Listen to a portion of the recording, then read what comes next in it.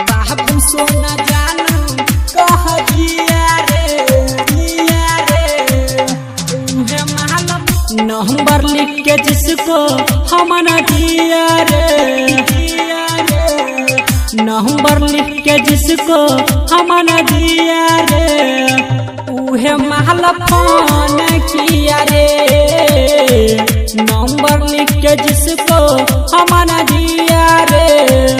उहे महल फोन किया रे रातिये में वीडियो कॉल किया रे रातिये में वीडियो कॉल किया रे उहे महल फोन किया रे नंबर लिख के जिसको हम न दिया रे उहे महल फोन किया रे।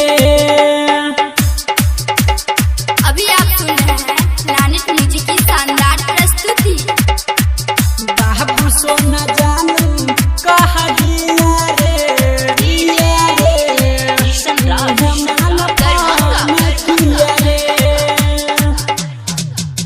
उछाउरी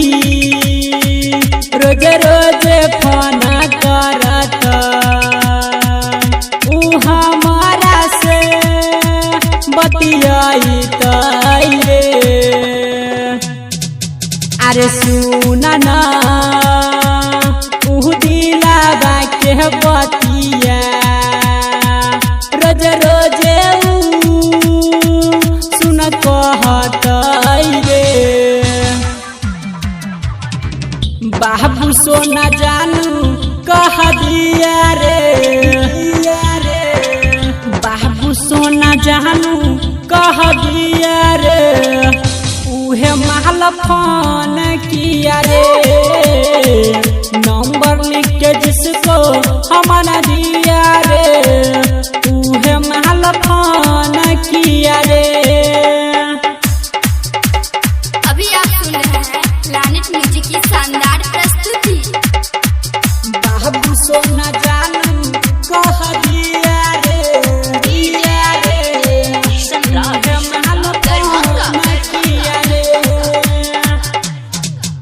अरे राइटर सुनर में सजी सुनहना तू किसान हो अरे कोई से बतैया हम बतिया की भेलै हो ओई रतिया में रमन जी को लभरा समझ लिया रे रमन जी को लभरा समझ लिया रे उहे महल फोन किया रे नंबर लिख के जिसको हम न